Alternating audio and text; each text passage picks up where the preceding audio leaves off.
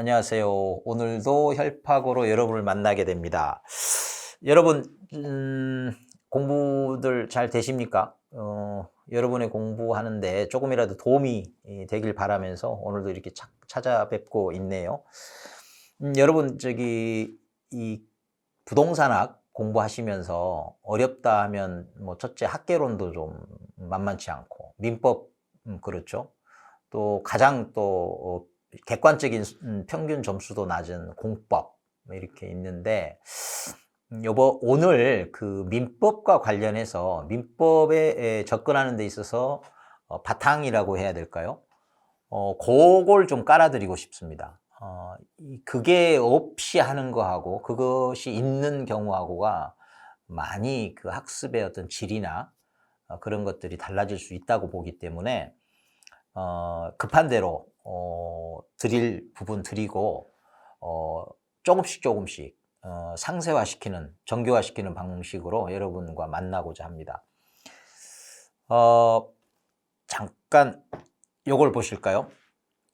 여러분, 그 학습을 하실 때 중요한 것은 그 교재의 목차를 보는 것이 매우 중요합니다.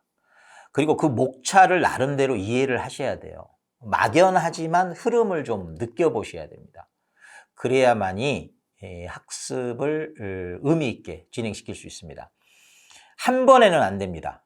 물론 한 번에는 안 되는데 적어도 아주 그냥 피상적인 수준에서라도 목차를 안 보고 공부를 하는 경우하고 목차를 보고 하는 경우는 완전히 다를 수 있습니다. 그래서 오늘 제가 일단은 민법이니까 이 교재 안으로, 민법 교재 안으로 들어가면 민법 총칙이 있고 여기 좀 물권법 보이죠? 크게 보면. 그리고 계약법, 그리고 민사특별법 이렇게 있습니다. 그러니까 민사특별법을 제외하면 보세요. 다를 아우르는 기본에 해당하는 민법 총칙이 있고 어떻게 다른지는 모르겠지만 물권법과 계약법이 있는 겁니다. 여러분은 지금 처음 공부하는 분들은 아니라고 보고 제가 말씀을 드리는데, 자, 물권법과 계약법 이 둘을 따로 다루는 이유가 뭡니까? 물권과 채권이 다르기 때문입니다. 그래서 여러분은 이미 많은 분들이 알고 계시겠지만 물권이 왜 물권인지, 채권이 왜 채권인지 이 본질적인 차이부터 알고 계셔야 되겠죠? 이걸 등한시하고 각 파트에서, 예컨대 물권법에서 점유권이니 이 소유권이니 제한물권 중에 용익물권은 또 뭐며 그 안에 지상권, 지역권은 또 어떻게 다른지 이런 것들을 각각 들여다보면 이게 이해가 되거나 또는 이해가 됐다 하더라도 그 머릿속이 저장이 되겠습니까? 절대로 될 수가 없습니다. 조각조각 파편들이 내 머릿속을 헤집고 다니면서 어지러울 뿐, 이 뭔가 정연한, 단정한 이런 기억이 될 수가 없는 거죠. 보시면 이 민법에서 가장 근본이 되는 게 여기 민법 총칙에서 이 법률관계라는 게 나옵니다. 법률관계. 일상적인 인간관계가 아니라 법적으로 규제되는, 규율하는 그 관계. 이걸 지금 민법에서 다루고자 하는 겁니다. 그러면 뭐가 법률관계냐? 인간관계와는 뭐가 다르냐? 그게 이제 권리와 의무가 새롭게 생기거나 하는 이런 권리 변동의 모습. 권리 변동이라는 거. 어떤 권리를 얻거나 처분하거나 내놓거나 주거나 그런 변경이 되거나 득실 변경이라고 하죠. 이런 걸 다루는 게 민법이고 그 민법 안에서 법률 행위라는 걸 다루는데 이 법률 행위가 핵심 중에 핵심입니다. 그러니까 법률 행위라고 하는 말이 민법에서 등장하면 긴장하시고, 그렇다고 불필요하게 긴장할 필요는 없고 의미심장하게 읽으셔야 됩니다. 그냥 자주 보던 문자가 튀어나왔다 이렇게 느낌을 받는 정도라면 백날 문장을 읽어봐야 옳고 그른지 따지기가 어렵습니다. 그저 키워드 몇 개 애우라고 하니 애워서 이건 틀린 것 같은데 이건 맞는 것 같은데 요 정도의 수준의 공부를 하시면 정말 정신건강에도 안 좋을 뿐만 아니라 심해지면 육체적인 건강에도 안 좋게 됩니다. 그리고 이 법률 행위 다음에 이 의사표시라는 걸 다루게 되는데 이 의사표시가 왜 중요하냐? 왜 챕터를 별도로 차지하면서 다루어지느냐? 이런 질문까지도 먼저 있어야 됩니다. 이런 거 없이 학습을 한다? 어떤 공부를 한다? 정말 말이 안 되는 상황인 겁니다. 그리고 여기 법률 행위와 의사표시는 사람이 직접 하는 거 아닙니까? 그런데 간간히 다른 사람이 대신해 주기도 한단 말이죠. 그래서 대리라는 부분을 배우게 되고 그렇습니다. 그리고 왜 무효와 취소, 조건과 기한을 또 배워야 하느냐? 어떤 행위를 했는데 어느 순간에는 그거 무효야 하는 사유가 있을 수 있고 또 취소할 수 있는 사람들 정해져 있습니다. 취소할 수 있는 사람이 취소할 수도 있고 이런 경우가 있다는 겁니다. 그러니까 법률 관계가 한번 생겨나면 성립하면 그 효과가 쭉 가는 게 아니라는 거죠. 그리고 그냥 순수하게 형성되기보다는 뭔가 조건을 건다든지 서로 간에 대화 그 계약을 할 때 조건부로 뭔가 조건을 거는 거죠. 또 언제까지 뭐 이런 기한을 건다는 거죠. 그래서 민법 총칙에서 다루는 것이 가장 핵심은 법률 행위고 그 법률 행위를 이루는 핵심 요소가 의사표시라는 거예요. 의사표시. 그래서 요 민법 총칙에서 다루는 게 이런 거구나. 그래서 우리가 지금 충분하게 이해해야 될 게 법률 행위이고 그 법률 행위를 이해하는 데는 의사표시를 이해하는 것이구나.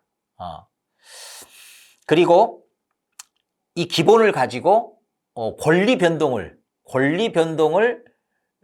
알아보는데 득실 변경, 뭐 권리의 변동이 일어날 거 아닙니까? 그 중에 물권이라는 것도 있고 채권이라는 것도 있고 크게 갈리는 겁니다.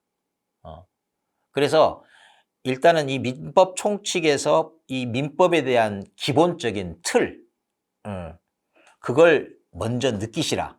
그런 다음에 물권 넘어가고 그런 다음에 계약법도 다루게 되고 그리고 저기 이제 민사특별법 가면 주택임대차보호법 그리고 상가 건물 임대차 보호법 이거는 중개사법에서도 과목에서도 다루죠. 한쪽에서 제대로 이해를 하면 그쪽은 거저 먹는 겁니다. 그리고 뭐 둘 중에 더 기본은 민법 쪽이죠. 민법 쪽이 제대로 이해하면 중개사법에서 포인트를 약간 바꾸면서 이해하면 되니까 되는 것이고 그 다음에 집합건물, 소유, 그 다음에 관리와 관련된 법률 이렇게 이제 다루게 되는 건데요.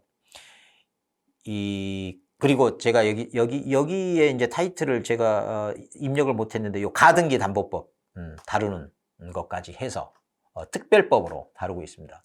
그러니까 여러분 일단 민법이라는 과목을 공부하려고 들어갈 때 이 목차부터 보셔야 돼요. 목차부터. 그래서 여러분 지금 당장 첫걸음은 뭐냐? 이 법률 행위라는 게 뭐냐? 법률 행위라는 게 뭐냐? 이걸 이해하는 게 이제 급선무다 이렇게 말씀을 드릴 수 있습니다. 자, 여러분 이게요 이미 여러분은 경험을 내용적으로는 하셨습니다. 그래서 이 법률 사실이라는 게 있거든요. 이 법률 사실이 모아지면 법률 요건을 이룹니다. 이 법률 요건이 갖추어지면 법률 효과가 발생이 됩니다. 효과가 생깁니다. 자, 법률 사실, 이런저런 사실, 법률 사실이 있어요. 이게 몇 가지가 모아지면 계약과 같은 어떤 법률 요건이 형성이 됩니다. 법률 요건이 형성이 되면, 성립이 되면, 충족이 되면 효과가 거기서 발생이 됩니다. 발효됩니다. 예, 효력이 발생합니다. 요 흐름은 너무 상식적이지 않습니까? 방금 전에 법률 사실이 모아지면 법률 요건을 구성한다고 했는데 이 법률 요건에 두 가지가 있다는 겁니다. 이 법률 요건의 두 가지가 하나는 법률 행위. 지금 방금 전에 중요하다고 말씀드렸죠. 그 법률 행위는 왜 법률 행위냐? 의사표시가 그 안에 들어있기 때문에 법률 행위다. 말 그대로 행위예요. 사람의 행위. 그러니까 사람의 행위라고 할 때는 그 사람의 의사가 반영된다. 그래서 의사표시를 필수 불가결의 요소로 하는 법률 요건 중 하나가 법률 행위인 겁니다. 이와는 별개로 내 의사 불문하고 그건 위법이야. 법적으로 그렇게 규제받아야 돼. 누구를 때렸다. 본의 아니게라도 누구에게 상해를 입혔으면 넌 죄인이야. 벌 받아야 돼. 이렇게 이제 효력을 발생하는 게 법에 의한, 법 규정에 의한, 법률 규정에 의한 법률 요건에 해당하는 거죠. 그러면 이제 효과는 또 발생하겠죠. 그 중에 지금 법률 사실 중에 방금 전에 법률 사실은 두 가지를 구성한다고 그랬어요. 법률 규정, 그리고 그 이전에 사람의 의사표시를 필수 불가결의 요소로 가지고 있는 법률 행위. 자, 여기 엑셀 표시를 보십시오. 제가 이제 우에서 좌로 접근했는데 이건 보통 책에서는 이 법률 사실이 좌쪽에 와서 분류표가 만들어집니다. 근데 여러분, 이 모든 책은 생각의 흐름, 생각의 순서, 사고의 순서로 이 진술되어 있지 않습니다. 대개의 경우에. 생각은 하고 다 한 다음에 이 글로 표현할 때는 조금 순서가 달라지기도 하고 그렇습니다. 이해를 위해서는 그 책에 쓰여진 보이는 대로 순서, 예컨대 이 경우에도 좌에서 우로 가는 게 아니라 우에서 좌로 가면서 이 사고의 흐름에 좀 맡기는, 그래서 좀 심리적으로도 도움이 되는 방식으로 이렇게 접근하는 게 필요할 때가 있습니다. 일부러 지금 법률 사실을 오른쪽에 둔 이유가 그겁니다. 방금 전에 말씀드렸죠. 법률 사실은 이 여러 법률 요건을 구성하는데 그 법률 요건 중에 여기 보십시오. 법률 행위라고 돼 있죠? 법률 행위가 있고요. 이 위법이라고 돼 있는데 이 경우에는 그 법률 규정, 그러니까 법률 행위라고 되어 있는 것 중 법률 관계에 해당하는 것은 법률 규정, 이 요건이 되는 것들이다. 법률 규정이. 근데 그거 이전에 여기서 지금 여러분이 주목을 해야 될 것은 이 법률 사실이 모아져서 법률 행위를 이루는데 이 법률 행위의 핵심 불가결의 요소는 의사표시다. 그런데 이 법률 행위는 이 완전한 법률 행위는 아니지만 이 법률 행위라고 보아줄 수 있는 준법률 행위라는 게 있습니다. 법률 행위는 아닙니다. 그런데 법률 행위에 준하는 법적 효과를 갖는 그런 준법률 행위가 있습니다. 그리고 이 준법률 행위는 왜 준법률 행위냐? 법률 행위는 그야말로 의사표시입니다. 그런데 준법률 행위는 표시가 아니라 표현이고 밖으로 드러난 사실입니다. 그러니까 사람이 마음속에 품은 의사가 있어요. 나 저 사람하고 계약을 맺고 싶다. 그럼 청약이라는 게 있죠. 그리고 그 청약에 대해서 나는 승낙할 수도 있고 거절할 수도 있습니다. 이런 뭔가 하고자 하는 의욕을 밖으로 내보이는 것, 이게 표시입니다. 특히 의사표시입니다. 의사표시. 제가 이제 카메라를 이렇게 잘 봐야 되는데 자꾸 시선이 좀 엇나가기는 하는데 양해 부탁드립니다. 익숙하지 않아서 그러는데 지금은 좀 눈길이 좀 마주쳐집니까? 여튼 이 표시하고 다른 표현이 있고 사실이 있어요. 그러니까 이게 어떻게 다르느냐? 안에 있는 나의 의욕한 바, 소위 의사를 밖으로 드러내는 건 표시예요. 그런데 그 외의 것들을 밖으로 드러내는 게 있어요. 안에 있는 걸 드러내는데 의사를 드러내는 건 아닌 것들. 그게 표현이라고 합니다. 거기에는 의사의 통지, 보통 통지 뭐 이렇게 나오는데 또 감정 같은 경우는 드러내는데 이 감정은 또 표현이라고 하는 바운더리 안에 들어있지만 표시라고 합니다. 여튼 이게 근원적으로 의사를 밖으로 드러내는 건 법률 행위예요. 맞아. 그런데 의사 외에 밖으로 드러내는 것, 안에 있는 것을 밖으로 드러내는 것, 이건 표현이라고 합니다. 그리고 이건 법률 행위라고 하지 않고 준법률 행위라고 하는 겁니다. 그리고 여기 사실이라고 하는 게 있어요. 사실. 요거는 안에 있는 것을 밖으로 드러내는 취지가 아니라 일단 밖으로 드러나 있어요. 그 밖으로 드러난 것이 이미 드러난 것이 안에 있는 것과 무관하게 어떤 법률적 규제를 받는 겁니다. 규율을. 그래서 사실 행위라고 합니다. 사실 행위. 눈에 보니까 보인다. 그런데 그 안에 무엇을 표현한지는 묻지 않겠다. 눈에 보이는 이게 보이면 그냥 그건 사실이다. 이겁니다. 여기까지 상식적으로도 이해가 되죠. 그런데 그 안에서 또 순수사실행위, 혼합사실행위, 이렇게 순수사실행위, 혼합사실행위 이렇게 갈리는 겁니다. 이게 무슨 차이냐? 교재 속에서 여러분이 뭐 읽어 이해하는 건 당연히 하실 거니까 제가 그거 외적인 설명으로 대신하겠습니다. 자, 밖으로 든 행위가 있어요. 그것이 그것이라고 그냥 믿으면 됩니다. 이 순수예요. 순수 행위만 가지고. 밖으로 드러난 사실 행위만 가지고, 그건 그거야. 예컨대 뭔가를 발견했어. 물건을 발견했어. 지금 보니까 뭔가 물건을 발견하거나 발명했어. 무슨 마음으로 발견하고 발명했냐? 이렇게 안 묻겠다는 겁니다. 법적으로 그냥 발견했으면 발견한 거고, 발명했으면 발명했다는 겁니다.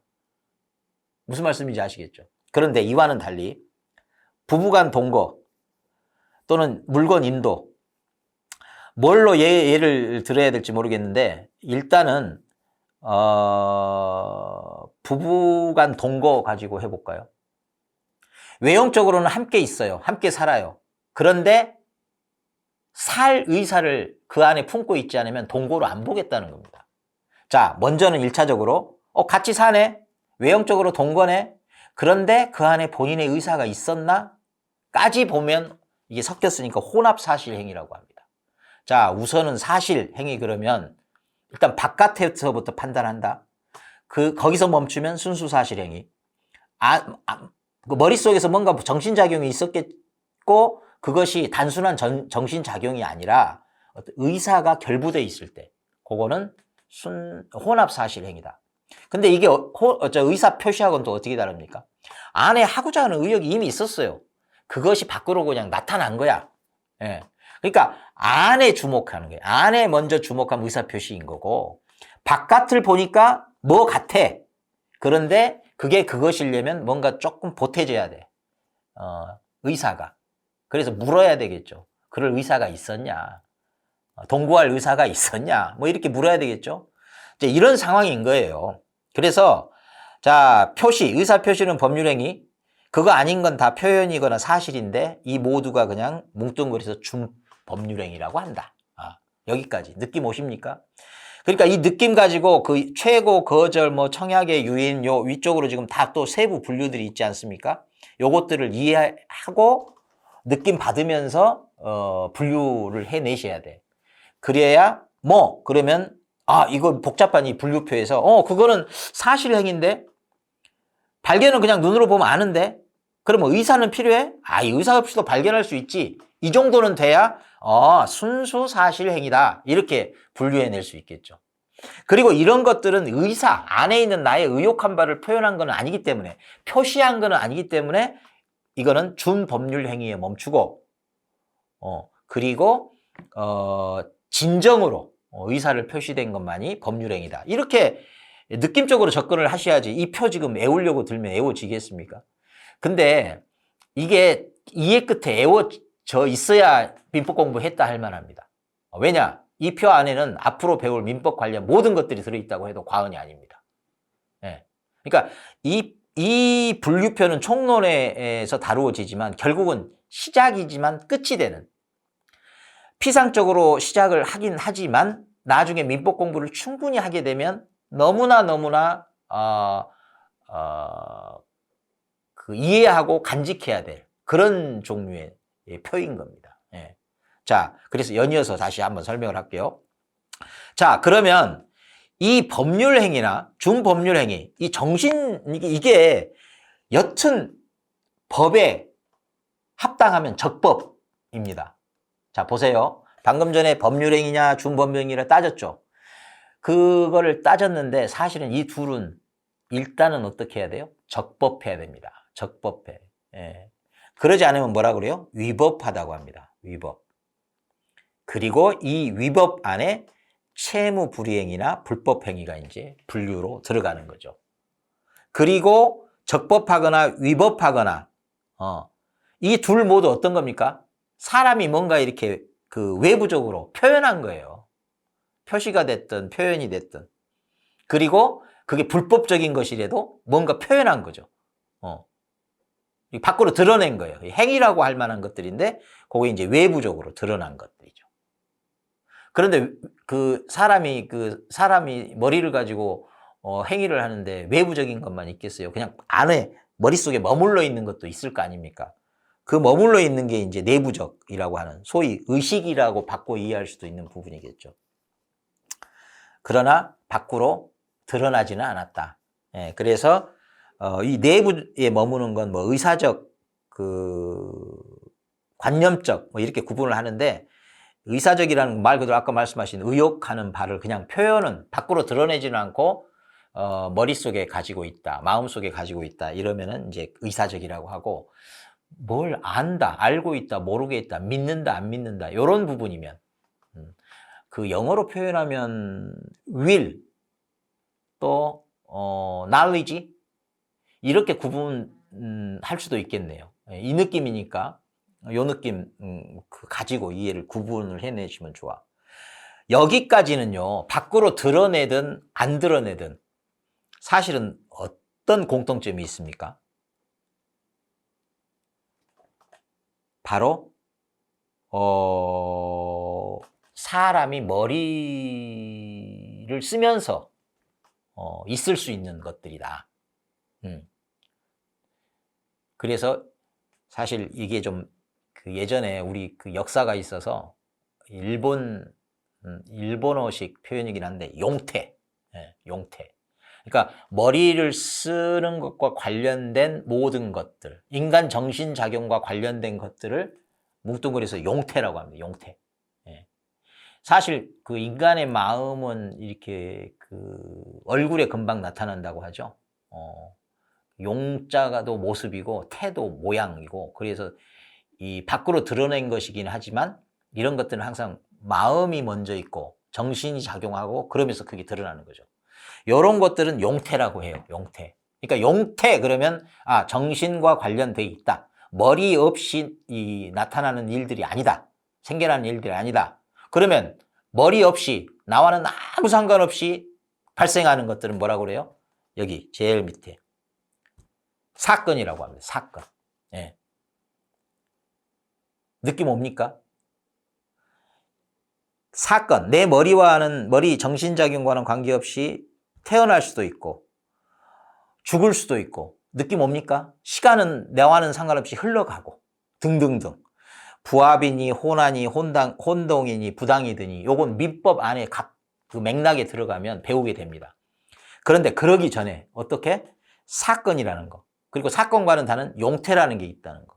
그리고 용태 안에는 밖으로 드러나는 외부적인 용태가 있고 그 다음에 드러나기 전에 그냥 안쪽에 머무르는 내부적인 게 있고 그리고 그 특히 밖으로 드러나는 것 중에는 그 타인에게 영향을 미칠 수 있는 것들이기 때문에 생각이 얼마든지 그 적법 여부를 따지기 전에 있을 수 있죠. 그런데 밖으로 드러나는 한에서 적법하냐 이렇게 따지게 되는 거 아닙니까? 그래서 외부적인 것인 한에서 적법한 것이 있고 위법한 것이 있고 적법한 거 안에는 표시가 있고 표현과 사실이 있고